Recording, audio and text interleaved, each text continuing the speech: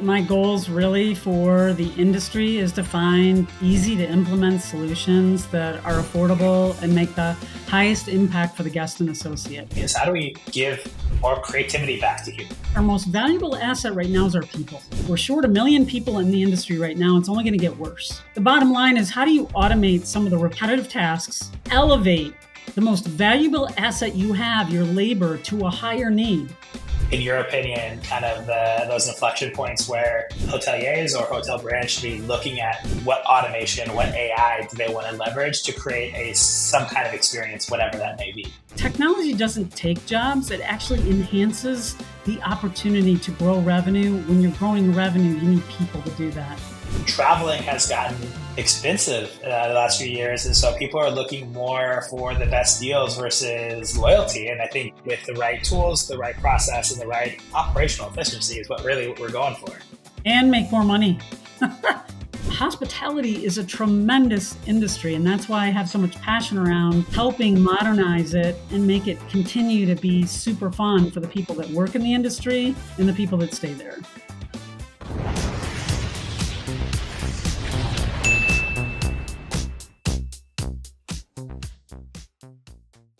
Hey y'all, we are back again with another episode of Hospitable. I'm your host, Rob Napoli, and today I have a special guest for you, Sue Graves. Sue and I connected on LinkedIn as we're building our networks out, and Sue is a former hotelier, worked for quite a large brand for a number of years, realized that there's a better way to reduce turnover, bring innovation, create a guest experience. And so since being a hotelier, Sue jumped out on her own and started working with large brands and corporations and hoteliers to really modernize the industry. Sue and I were talking kind of pre-show. You know, Europe is ahead of the US when it comes to modernization of cloud and some of the technology. And Sue was just so freaking passionate about bringing that to the space that she's launched her own business. So Sue, I know we're going to cover a lot of topics today. I'm super excited to have you on the show. So thanks for joining.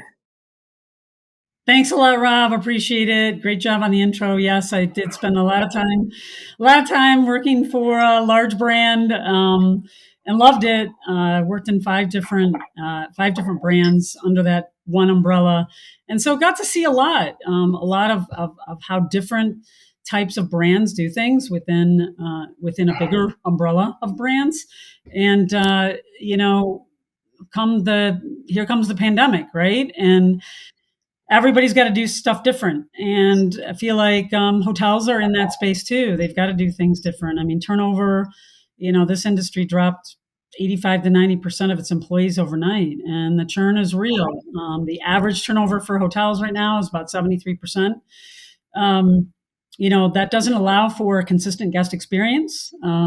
Knowledge goes away. You don't have that typical inherent knowledge from a desk clerk that's been there 5-10 years or even 2 or 3 years to be able to give a consistent message for a guest. So some of these things have been automated, and I'm going out and interviewing companies. I've interviewed probably 450 companies in the last 2.5 years. I don't work with 450, but I work with the top 20 to 30 that have the best solutions that make the highest impact for both guest and employee satisfaction, which is what's necessary. I want employees to be able to be happier at work. I want guests to have a better guest experience, and let the automation take care of some of the workflow where it can, and let the people work with the people. So Absolutely. That's what this industry is all about. Yeah. I love that. And, from a contextual standpoint, right? Omnibus, we're a data unification platform, and we created Hospitable to talk about how to make hospitality more human through technology, right? Like, how do we give, one of our kind of key missions at the company is how do we give more creativity back to humans, right? Especially in the hospitality industry. And so that's what resonated when, we connected on LinkedIn and we started having a chat. And I love like how your headline is Hospitality Pro and Solution Provider, reducing expenses using AI ML and other technologies to increase the value of the owner asset. And I think it's really clear, where your passion lies in this industry. How do we leverage those different automation tools, right? Omnibus is a key player in that. There's so many different tools when you think of PMSs and POS and all the different systems out there, which we'll get into. But I think today it's going to be a lot of fun because we talk about AI and now. There's a couple of things that I really want to kind of get into with you as somebody who worked for one of the largest brands in the world and under different sub brands underneath, to now seeing and working with so many of the top 20, 30, whether it's big brands or kind of boutique. How is AI and ML, how can that be leveraged in the space? How does that impact the guest experience? Just something you highlighted. And then I think the third part, which, I was reading an article prior to this recording about sustainability and how sustainability is actually um, not as complicated as some think, and how do you leverage that into the life cycle of creating the modernization of hotels? So those kind of the three key topics for today. So jumping right into it, what got you excited about AI ML? Like, why is that such a big part of like who you are today? Like, where was like, there's obviously an inflection point working in the industry where it's like, there's got to be a better way. So what was that inflection point for you? Walk us through that experience that like kickstarted to where you are today. Yeah, I'll tell you what makes my day is when I'm sharing with somebody my reaction, when I share one of the solutions with somebody and they're like, that exists? Like, really? How'd you find that? I'm like, yeah, that's what I said. Like, where were you when I was managing hotels? But like, something as simple as like, how do we reduce repetitive tasks? The hospitality industry, we're the sixth or seventh largest when it comes to, you know, um, worker injury. Okay, so it's a very injury prone industry because we're moving all the time, and so how can you take some of the repetitive tasks, vacuuming? you know, you're moving the arm and you're moving the legs and the hips every single day in the same way. So, I mean, there are robotics that can vacuum the hallways, right? Vacuum the large banquet space. That gives you an opportunity to take that valuable asset, right? Our most valuable asset right now is our people, right? Yeah. There's a labor scarcity right now. We're short 1 million people in the industry right now. It's only going to get worse. Okay. It's not going to get better. It's going to get worse. People just aren't having kids. We don't have the employees we need. So the bottom line is, how do you automate some of the repetitive tasks and elevate the most valuable asset you have, your labor, to a higher need? So that's what I sought out to look for, is like, is there something that can replace hand counting linen? Yes, there is. I found a solution that automates linen inventory and gets sent to your inbox on a daily basis using technology. Now you can make predictive budgeting, predictive ordering. It's all RFID tagged. Uh, the chips actually outlast the linen, so it's an amazing solution. And these are simple things. I remember when I was a hotel manager, and I'm like, "Hey, Joe, go count floors 3, 4, 5, and 6, and tell me how many bad." Joe's not going and counting 3, 4, and 5. He's going up there and saying there's approximately 200. I mean, it's inaccurate. The current system is inaccurate. Joe doesn't want to go count sorry, Joe, but Joe doesn't want to go count the bath towels and the hand towels and all that every month. So what do we do to replace that and have Joe working with a guest or a fellow employee to improve their speed, improve the guest interaction, improve guest satisfaction, because they get their room faster. So we can flip those rooms when you reallocate that resource to a higher need. So that's just one or a couple. I talked about robotics too, but the other one is from the front desk standpoint. The repetitive questions that take place for a front desk clerk are honestly insane. They're necessary questions, but does a desk clerk have to answer it? So let me give you an example. Do you accept pets? What time is your checkout? What time does your restaurant open? Do you have a pool? Do you have a spa? How do I sign up for spa services? I need to get my bill I need a copy of my bill. Those are just real quick off the top of my head, questions that happen maybe 100 times a day. So while the desk clerk is standing at the desk, looking great, ready to greet that guest checking in and wanting to get them in their room quickly, they've got to pick up that phone and answer that pet question. It's a necessary question, but does it have to be answered by the desk clerk? Or could AI step in with a real human voice and answer the most repetitive questions, taking all that load off the desk clerk so the desk clerk can assist the guest in getting checked in and pay attention to the human in front of them? So these are all, that solution can reduce call volume off the desk no less than 60%. There's a 1,000-room hotel in Atlanta that implemented this. They dropped 80%. That's high. 80% of their calls went off the front desk clerk and into AI to be answered, and they could pay attention to the guest in front of them. Yeah, I mean that's also really interesting, right? Is when you think about, well, one, there is a website where if you are a little bit tech savvy, you should be able to find that information pretty easily on the website. If not, that's another conversation. But you think about all those kind of questions, and so we look at these. There's some hotel groups that are being very digital first, and there's the conversation industry. There's people who want a very unique human to human guest experience. And there's those that want to be digitally native, use this, get in the room without needing to talk to somebody. As you're kind of looking at that, and we just use a great example about clearing up the front desk. How does, when you think generationally, and you think about where the industry is going, where do you think the biggest kind of inflection points are for hoteliers? Is it deciding if you're going to be catering to digital natives, or you want to be bespoke experience, or you want to look and feel? What are, in your opinion, kind of those inflection points where hoteliers or hotel brands should be looking at what automation, what AI do they want to leverage to create some kind of experience, whatever that may be? Yeah, it's pretty simple for me, Rob, just because of all the solutions that I found. But you take that front desk example, the human in front of you, needs another human. The person on the phone just wants the question answered. Do they want to be put on hold? No. They just want to quit. What time is your restaurant open? That's not anything that is going to stop them from staying with you. They want the answer as quickly as possible so they can get off the phones and make their dinner plans, right? So, and they can also make a reservation, right? So, okay, I want to make a reservation. It will transfer them automatically to the right person without a human having to do it. So now what you're doing is you're just saving the human to deal with human issues, right? The person in front of you, wants to talk about the area, and they're in for recreating and they want to know what time the football game starts, or they just want to talk to you. Well, now you've freed them up to do that. So what you're doing is you're enhancing the guest experience by freeing up the human from repetitive tasks and repetitive calls and repetitive questions to be able to deal with the human to give them a better guest experience. You're also elevating the level of the associate. The associate doesn't come to work every day saying, gosh, I hope I get 150 calls with people asking me what time the restaurant opens. No, they want to deal with a human. You think about these kids coming out of college.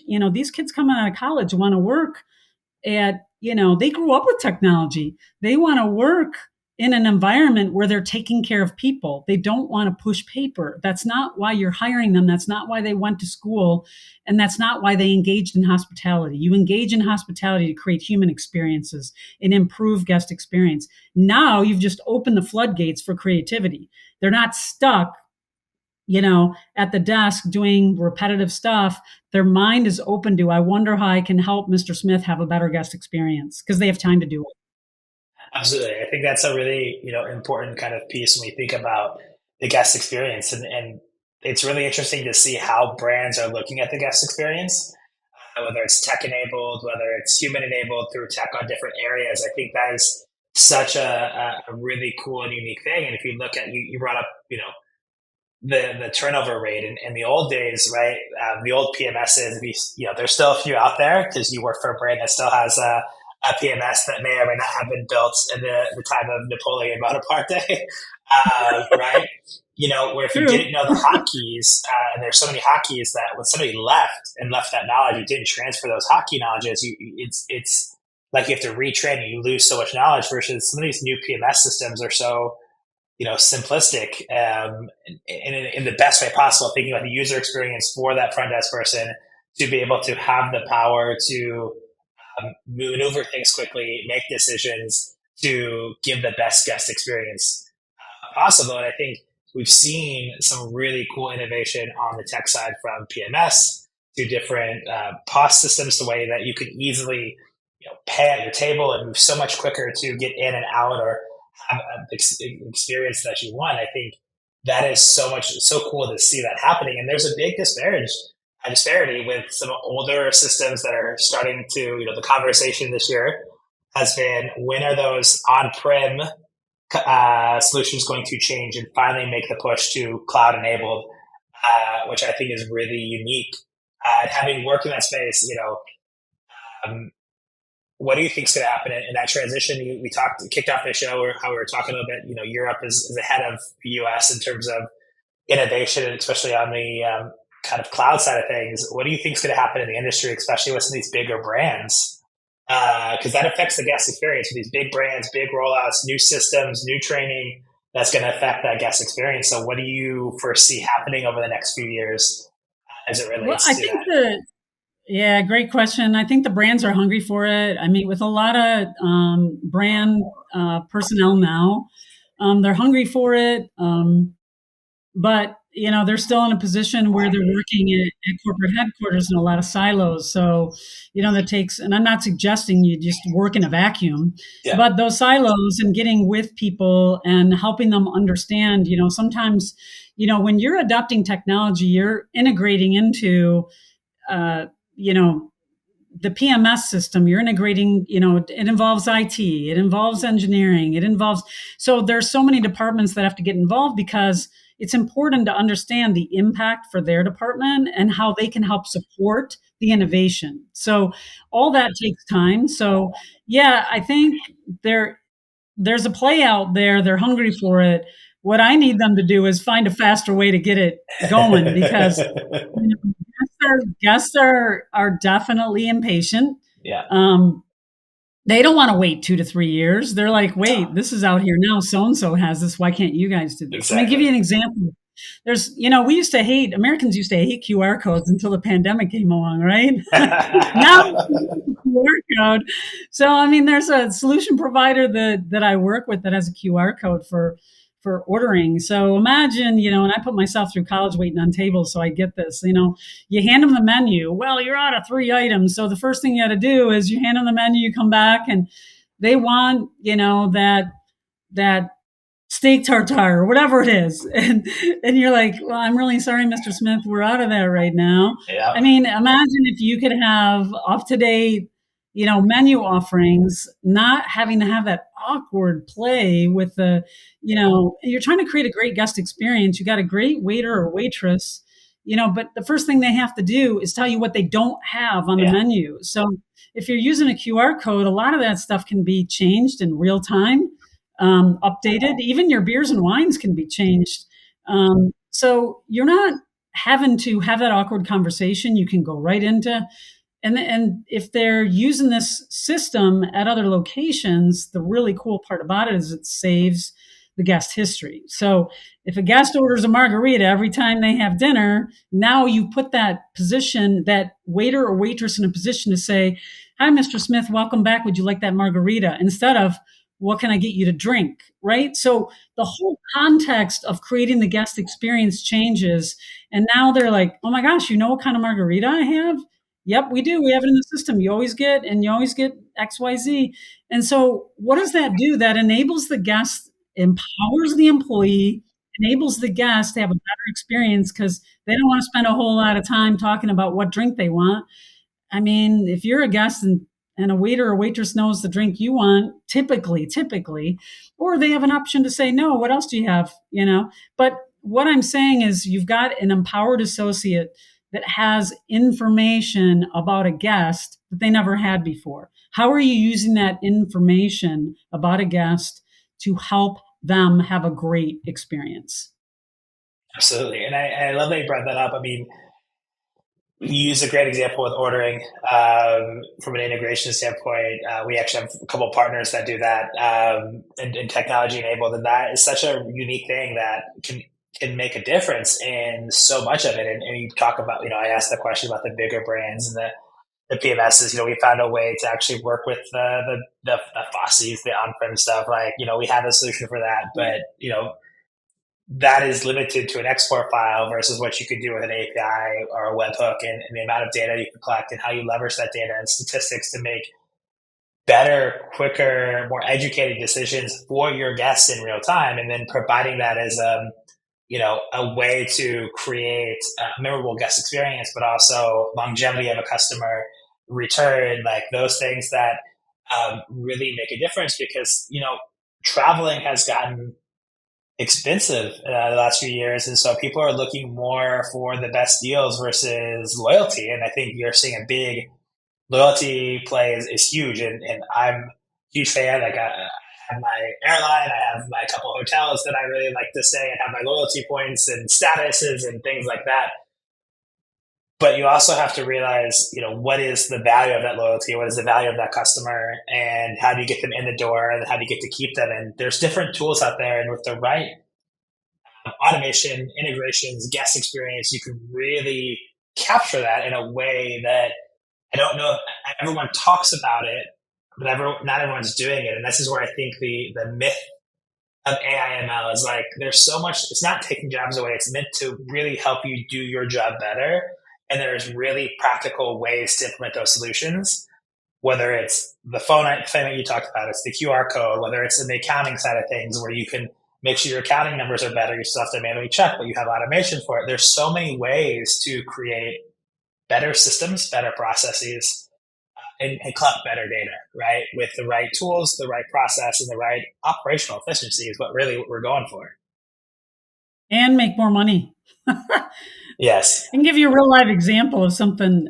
There's a urban location that has this expansive pool and pool deck. Okay, it's beautiful, but it wasn't being utilized. Okay, and so I said, well, what would it look like if you invited the community to come and utilize that asset, make money, buy beer from your bar, get pizza, get food and beverage. Let's just leave it at that. Get food and beverage, let them get a little sun, let them enjoy a pool they might not have.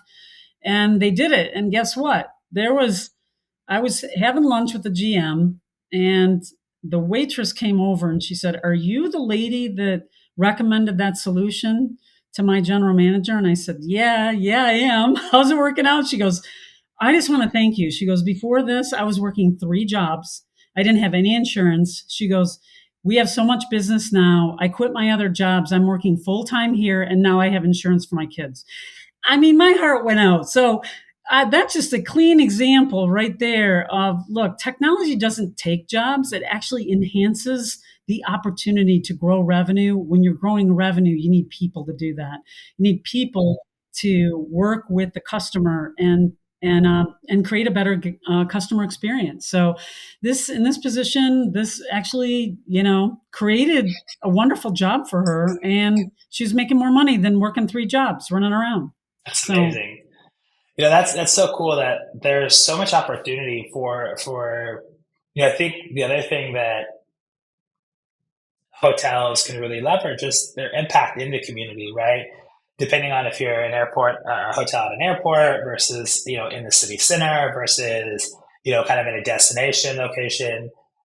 All of those create opportunities for you to engage in the communities that you serve. And I do think that when you take the approach of how do we create that? So we want our guests to come in, but especially restaurant activation, how do we bring in others into the hotel that may have never thought about staying here, but because they came to the restaurant, they saw the amenities, they saw the experience, they had a nice interaction walking into the lobby that could create a new customer. And like, there's so many things of activation that I think hotels can do and they've thought of, but theories are great, but execution is always the hard part. So how do you actually find ways to execute quickly and efficiently that open up opportunities for revenue and for growth? Which is, the example you gave is really, I think, a great one of just like something kind of simple, quick, and easy of like opening up that community to the community that opened up tons of opportunity. They had this thing implemented in 2 days. Now, not only that, okay, so I just talked about the hotel added a new revenue stream they didn't have before. Okay, so now they've got a new revenue stream. You got an employee who now has, and she's an FTE now, so she's getting benefits, and so it increased, the number of jobs at her property. In addition to that, as you previously indicated, Rob, how many people are coming in there to tan and use the pool, or just to relax and with friends and have some F&B? and they end up getting married there. So the point is that if they don't see it, you can't do anything. And there are a number of leads that they've gotten, this hotel has gotten, that has led to several weddings and banquets out of it, just by opening, that little piece of the pie there that's not being used when the guest is at work all day. How do you open that up for others to come in and see your beautiful facility? Yeah, And you, yeah. I love it. So, I know that we've talked a lot about kind of where different solutions can help open up the guest experience and automation and AI, but we also talked a little bit pre-show about some sustainability options and how sustainability it's a buzzword just like AI and ML. It's something that everyone's thinking about, everyone's talking about.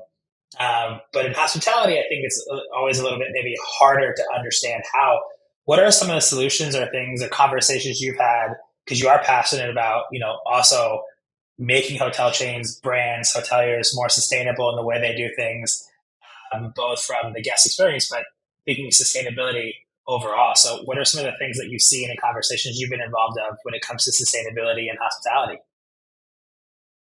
Yeah, I'll tell you, it's a growing conversation. A lot of people are asking me about it, and so I've actually found solutions. And I kind of want to be a myth buster here a little bit, Rob, because a lot of hoteliers and hotel owners are running from the word sustainability because they're like, that costs more money. Well, I actually found solutions that actually save you money. One solution in particular, can monitor your energy and help you reduce your energy expenses by 46%. I hate to go that high because people freak out. They're like, there's no way, but it has been tested. It is true. But I'll stop at 40. Okay. So if I said, hey, implement this solution with less than a 2-year ROI, reduce your energy expenses and your greenhouse gases by 40%, right? And in its current state, the hospitality community is using 1% of total greenhouse gases around the world. That's a lot. We use a lot of water. If you think about, I was on another podcast and it's like, hey, what can some people do immediately? And I said, well, there's one thing you can do immediately that doesn't cost any money at all, and that's training. I said, when I was a housekeeper, first thing you did when you go in the room is you turn on all the water because you got to get the toothpaste off the sink and you got to get the soap scum off the shower walls because it makes it easier to clean. I said, nowadays chemicals can do that a lot better, but what would it look like if you just trained your housekeeping team not to turn the water on? I mean, that's a very simple thing, but I bet most housekeepers are still doing that. I mean, they don't want to scrub that toothpaste and soap scum off the tub but they need it clean. So that Yeah. hot water, right, heats it all up. But from a sustainability standpoint, there's also, I found a solution that actually monitors or can measure the E, which is the environmental, the S, which is the social, and the G, which is governance. You have a lot of players out there and solution providers that are focused on the environmental, but there's not a lot that can actually drive the E, the S, and the G and actually utilize that data to increase the value of your asset to the banks. And Yeah. this solution can do that. So let's just say you're in a merger and acquisition, right? You're in that M&A space and you're trying to sell your hotel and you've instituted some of these solutions, but you haven't tracked it. Well, you can enable this solution provider to support you with all the stuff you've done and put in as an improvement. You can also take advantage of IRA dollars right now, which is the Inflation Reduction Act. In its current state, you don't have to have it instituted by the end of the year, but if you start something before the end of the year, you get a 40% discount on a sustainable solution that you're implementing into your hotel. So there's a 40% savings right there, right now, that's available. And you can institute a sustainable solution that can cut your energy costs by 40%.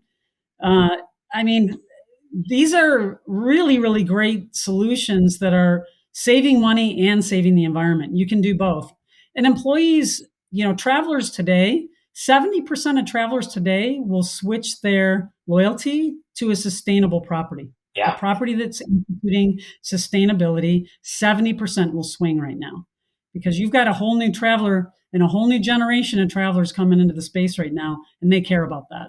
Yeah, absolutely. And that's, I think that's a really important topic for um, hoteliers, brands to understand is that it's doable. Everything is doable. It's just you have to find the right solution, the right operational efficiencies, and it's a lot of education. And I think It everyone is is. afraid to. It's great to talk about all these things, and we use all the buzzwords, and we do all the things. But there's a difference between like talking about it and actually doing something about it. And so many currently there's a lot of talk and very few are actually walking the talk, right? And I think we need to see more walk the walk than talk the talk, especially in today's day and age when there are so many people wanting to travel. There are so many people that want to be, to enjoy the experiences of travel with sustainable brands, with brands they believe in, with technology they believe in. And I think that is a big key driver that we understand, but we're still trying to figure out how do we implement and leverage, because the flip side of it is hotel technology, hospitality technology. There are so many different technology players and things, and they don't all play nice in the sandbox and yada yada. How many Boost exists for a reason as a data connectivity layer and data unification and data flexibility for that reason to really help tie all these things together.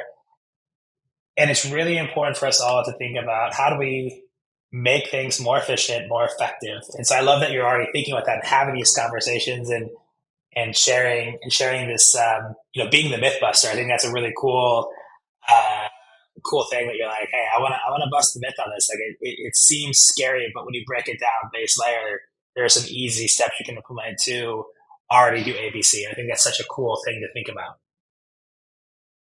Yeah, it is. And one of my goals really for the industry is to find easy to implement solutions that are affordable and make the highest impact for the guest and associate. That's like my brand, I guess you could say. Yeah. So I'm not looking for hard stuff.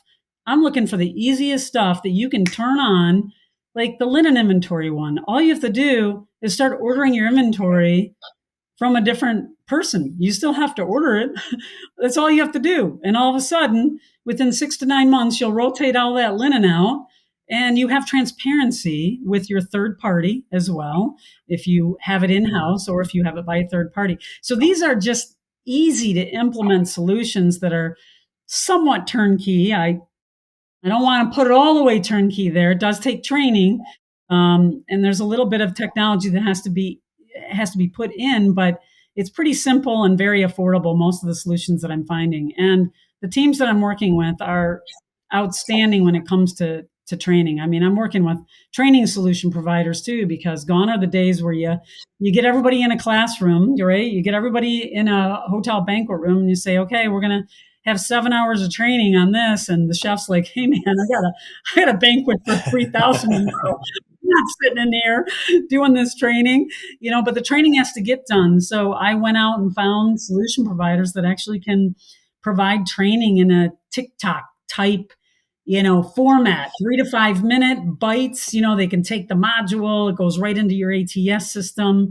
No more, HR professional emailing the chef saying, it looks like you're missing 3 people. Here's their names. Can you get them to take the training? Why are we paying an HR professional to send an email to a chef who should be training their staff, on the line to get better food for the guest, right? So what can we do to take that place? Well, you empower the employees to take that training when they have time to take that training as a group or an individual. You give them the tools to do so. They can either do it on their phone mobily, or they can do it on a computer that's available for them at work, and that automatically rolls into that ATS system. And who's done it and who hasn't, and you can send an alert to the employee themselves. So all these solutions exist now.